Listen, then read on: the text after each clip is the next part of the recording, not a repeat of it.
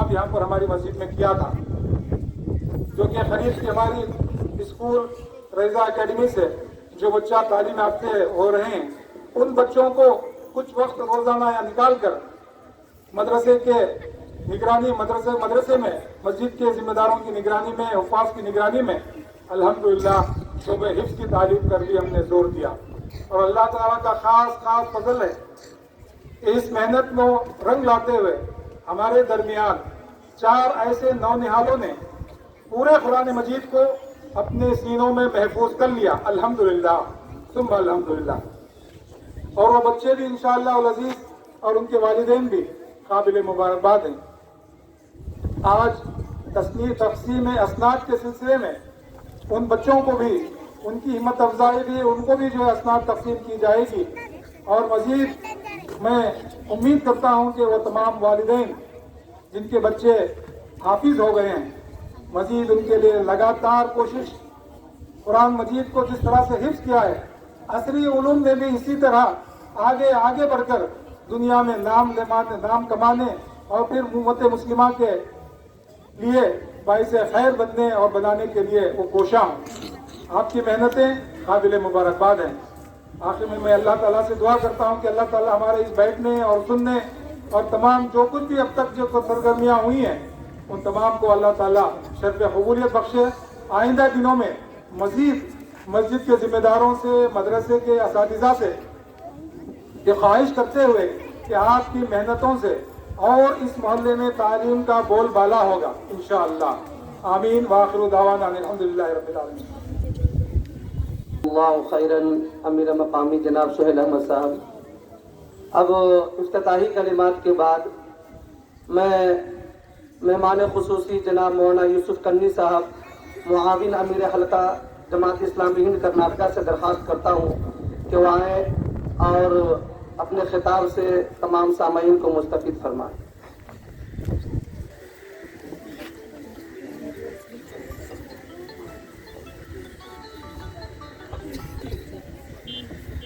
بسم اللہ الرحمن الرحیم، الحمدللہ رب العالمین والصلاة والسلام علی رسولہ الکریم وعلی آلہ وصحبہ اجمعین۔ کنتم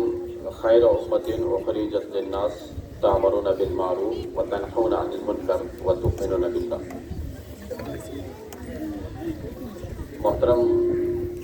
امیر مقامی جماعت اسلامی ہند یشونت پور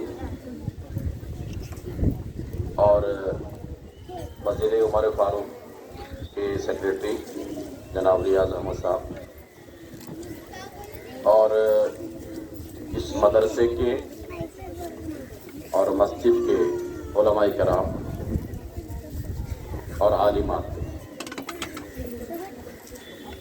مسجد کے صدر، سیکریٹری اور ٹرسٹیان، آج کے اس خوبصورت جلسے کے شرکاء، اس میں میرے پیارے بچے ہیں، بچیاں ہیں اور ہماری بہنیں آج کی اس نشست میں شریک ہیں، ان سب کو میں السلام علیکم ورحمۃ اللہ وبرکاتہ۔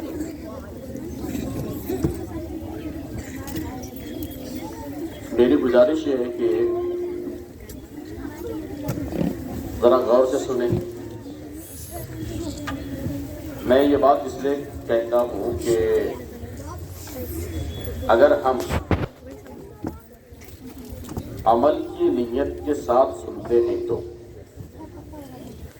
ہماری زندگیوں میں تبدیلی آتی ہے۔ اگر عمل کی نیت نہ ہو، صرف جلسے میں شرکت کی غرض سے آئے ہوئے ہیں، جلسے میں آنے کا اجر تو ملے گا، اس میں کوئی دو رائے نہیں، لیکن اپنے گھر کو اسلامی گھر، اپنے خاندان کو اسلامی خاندان اور اپنے آپ کو قرآن مجید اور نبی کریم صلی اللہ علیہ وسلم کی تعلیمات کے مطابق ڈھالنے کی اگر نیت کرتے ہیں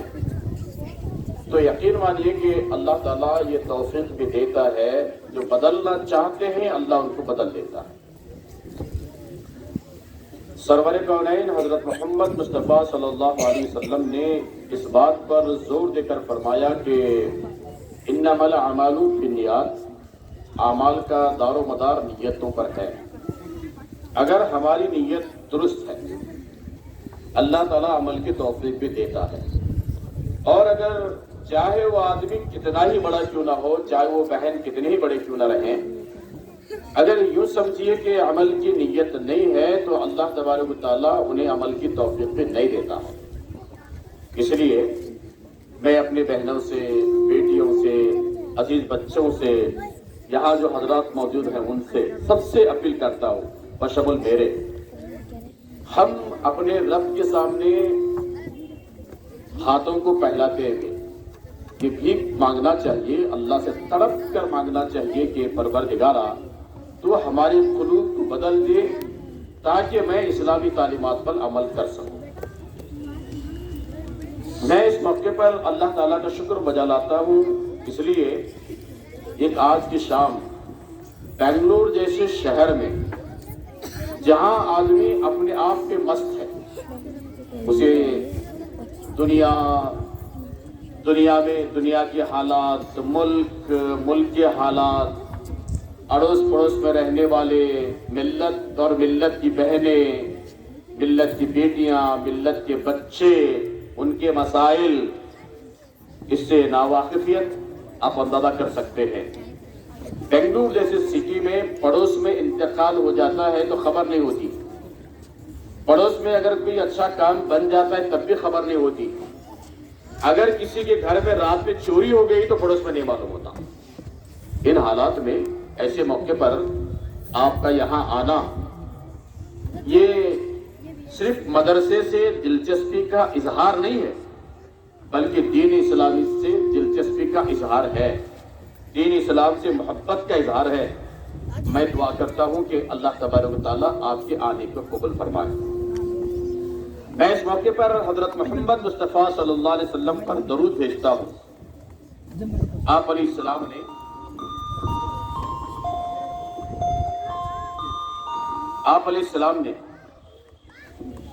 ساری انسانیت کے لیے، تمام انسانوں کے لیے، قیامت تک آنے والے انسانوں کے لیے ایسا واقعہ نہیں ہے جس کے لیے نبی علیہ السلام تشریف نہ لائے۔ دنیا کے کونے کونے کے لیے، قیامت تک آنے والے انسانوں کے لیے، اس دنیا میں جس طرح بھی جہاں جہاں سورج نکلتا ہے، جہاں زمین موجود ہے، قیامت تک آنے والے انسانوں کے لیے حضرت محمد مصطفیٰ صلی اللہ علیہ وسلم کو اللہ تبارک و تعالیٰ نے نبی اور رسول بنا کر کے بھیجا۔ ہم آپ پر ایمان رکھتے ہیں، آپ کی تعلیمات پر عمل کرنے کا جذبہ اپنے اندر پیدا کرنا چاہتے ہیں، تو اس کے لیے آپ علیہ السلام کی جو تعلیمات ہیں، آپ کے جو اصول ہیں، جو ضابطے ہیں، جو آپ کا عمل اور کردار ہے، اس کے مطابق زندگی بسر کرنے کے لیے اپنے آپ کو تیار کرنے کی ضرورت شدت کے ساتھ میں محسوس ہوتی ہے۔ آپ ذرا سوچئے کہ نبی علیہ السلام کی دعوت اور آپ کا پیغام علم کی بنیاد پر ہے، علم کی بنیاد پر ہے۔ آپ علیہ السلام پر ایک ایسی مقدس کتاب جسے قرآن کے نام پر یاد کرتے ہیں، اللہ تعالیٰ نے جس شکل میں نازل کیا، اللہ نے قرآن کو نازل کیا، 1400 سال کا عرصہ بیت گیا، اور آئندہ آنے والے 1400 سال ہی کیوں نہ ہو، قیامت تک آنے والے انسانوں کے لیے اللہ تبارک و تعالیٰ نے کتاب کو جو نازل کیا ہے، ہم سب جانتے ہیں اس کے اندر علم موجود ہے، اس کے اندر معلومات موجود ہیں، اس کے اندر زندگی گزارنے کے اصول موجود ہیں، اس کے اندر انسانوں کے لیے رہنمائی ہے، اس کے اندر دنیا چلانے کے اصول بیان کیے گئے ہیں، خاندانی زندگی کے ضابطے بتا دیے گئے ہیں۔ گویا کہ انسان کی پیدائش سے لے کر مرتے دم تک جن مسائل سے انسان کو دوچار ہونا پڑتا ہے، ان سارے مسائل کا حل اللہ تبارک و تعالیٰ نے اسی کتاب کے اندر نازل کیا۔ جو ظاہر بات ہے کہ اس کتاب کو اللہ نے نازل کیا ہے، وہ کتاب خود کہتی ہے انسانوں سے کہ اے انسانوں، تم علم حاصل کرو، اللہ اور اللہ کے رسول صلی اللہ علیہ وسلم کے نام پر تم علم حاصل کرو، تم پڑھو۔ اللہ نے پڑھنے کے لیے آپ کو دنیا کے اندر پیدا کیا ہے۔ آپ ذرا سوچئے کہ رسول اکرم صلی اللہ علیہ وسلم نے آپ ذرا سوچ کر دیکھیے کہ آپ علیہ السلام نے علم کی اہمیت لے کر آغاز سے لے کر علم کی اہمیت کو بیان کیا، علم کے حصول کی طرف ترغیب آپ نے دلائی، علم والے کو روشنی کہا گیا، اب جو علم نہیں رکھتا ہے اس کے لیے اندھیرا قرار دیا گیا۔ قرآن مجید کے اندر بے شمار آیات آپ کو ایسے ملیں گے جہاں اللہ تبارک و تعالیٰ نے علم کے حصول کی ترغیب دلایا اور کہا کہ تم علم حاصل کرنا چاہیے۔ رسول اکرم صلی اللہ علیہ وسلم کی زندگی پڑھ جائیے، آپ علیہ السلام نے صحابہ کرام کو علم حاصل کرنے کی طرف آپ نے ترغیب دلائی۔ صحابہ کرام کو آپ نے یہ بھی فرمایا کہ اپنے بچوں کو تمہیں علم دینا چاہیے۔ آپ ذرا سوچیے، جنگ بدر میں جن لوگوں کو قید کر کے لایا گیا تھا مدینہ، جنگ بدر میں تفصیل میں نہیں جاؤں گا، جنگ بدر میں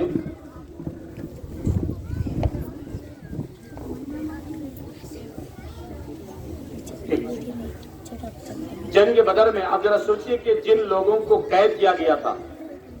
جنگ بدر میں مسلمانوں کی جیت ہو گئی، بہت سارے قیدی بنا دیے گئے تھے۔ آپ علیہ السلام نے کیا فرمایا؟ جو قیدی بن کر آئے تھے، اگر تم ہمارے بچوں کو پڑھنا لکھنا سکھا دیتے ہو پھر ہم تمہیں یہاں سے چھوڑ دیں گے۔ حضور نبی کریم صلی اللہ علیہ وسلم نے قیامت تک آنے والے انسانوں سے یہ فرمایا کہ تم علم حاصل کرنا چاہیے۔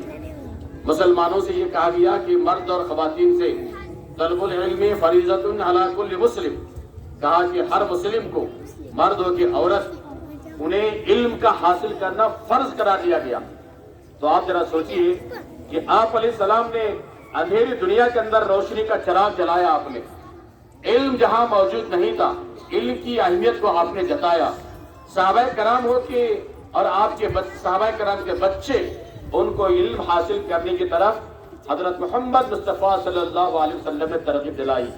میں آپ سے گزارش کرنا چاہتا ہوں کہ ہم اپنے بچوں کے بارے میں حساس رہنا چاہیے، فکر مند ہونا چاہیے۔ ہم جنم دیتے ہیں اپنے بچوں کو، بڑی محنت سے ہم پڑھاتے ہیں، ان کی پرورش بھی ہم کرتے ہیں، کھانے پینے کا انتظام بھی ہم کرتے ہیں۔ اگر ہم اپنے بچوں کی صحیح تربیت نہیں کی یا اپنے بچوں کو علم کے حصول کے لیے آمادہ نہیں کیا،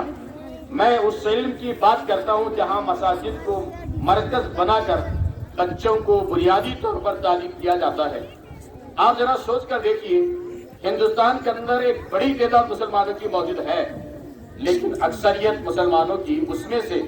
بڑی اکثریت آپ کو ایسے ملے گی مسلمان ہونے کے باوجود قرآن مجید اور نبی کریم صلی اللہ علیہ وسلم کی تعلیمات سے ناواقف ہونے کی وجہ سے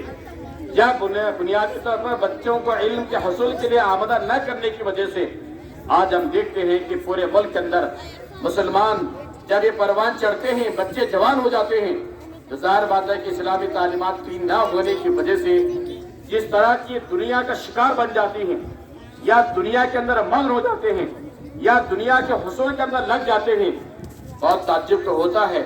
لیکن ظاہر بات ہے کہ ان بچوں کو اگر ہم بچپن میں ہی تعلیم کا نظم کر دیتے ہیں، الف با، نہ صرف الف با بلکہ آگے بڑھ کر ان بچوں کی تربیت اگر کرتے ہیں، قرآن مجید کو سیکھنے اور سکھانے کے ماحول کو جاری کرتے ہیں، اس سے کتنا بڑا فائدہ ہوگا۔ مجھے اتنی خوشی ہو گئی، اندازہ تو یہ تھا، اس طرح سے ایک چھوٹے مدرسے کے اندر بھی چار بچے حفظ کر دیے،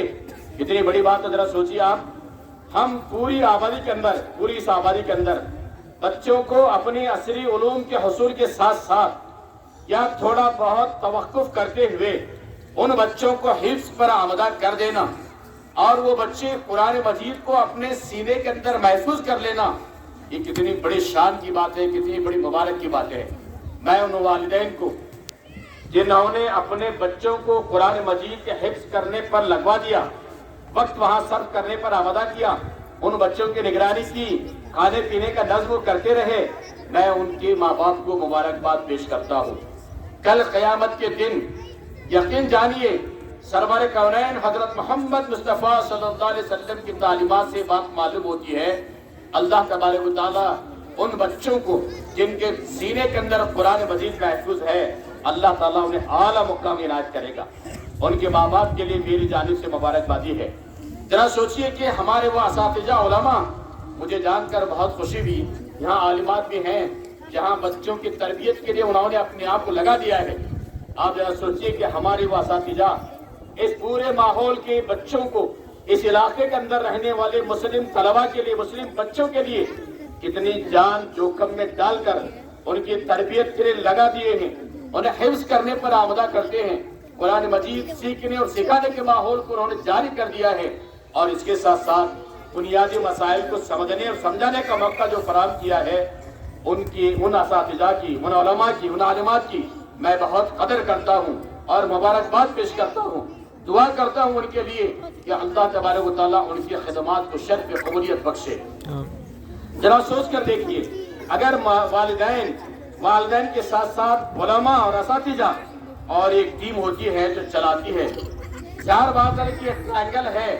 तलबा हैं, बच्चे हैं, माँ बाप भी हैं और वो मदरसा चलाने वाले जिम्मेदारान भी हैं, एक ट्रायंगल है। अगर यूं समझिए कि मदरसा चलाने वाली वो कमेटी अगर हसास न होती, फिक्रमंद न होती, जज्बा उनके अंदर न होता, वक्त अगर वो निकालते, उसके लिए तड़प उनके अंदर न होती, तो फिर इतना शानदार माहौल। जरा सोचिए, मगरिब के बाद, मगरिब नमाज के बाद में अक्सर घरों के अंदर जाकर देखिए आप, टीवी चलती है, गाने चलते हैं, ड्रामे चलते हैं और हंसने और हंसाने की बातें होते हैं। आप बहुत अच्छी बहनें हैं, मैं आपके बारे में नहीं कहूँगा, लेकिन अक्सर मुसलमानों के घरों के अंदर मुस्लिम खवातीन की जो सूरत हाल है हमें मालूम है, इसलिए कि कर्नाटक के चप्पे चप्पे से हम लोग वाकिफ हैं। लोगों के करीब जाकर हम देखते हैं कि मुसलमानों की सूरत हाल क्या है। अक्सर मुसलमानों के घरों के अंदर टीवी पर वक्त जाया हो जाता है, मोबाइल पर वक्त सर्फ हो जाता है, ड्रामे देखने पर वक्त जाया कर देते हैं, गाने बजाने पर अपने आप को लगा देते हैं, हंसने और हंसाने वाले, नाचने और नचाने वालों को हम देखकर खुश हो जाते हैं। लेकिन मैं इस बात के ऊपर ये बात आपसे कहना चाहता हूँ, जरा सोच कर देखिए, उस माहौल से निकलकर इस ठंडे माहौल में एक ऐसा समाज जो मुसलमानों का है, कितना अच्छा आपको लगता होगा। जाहिर बात है कि इसको फराहम किया मैनेजमेंट ने।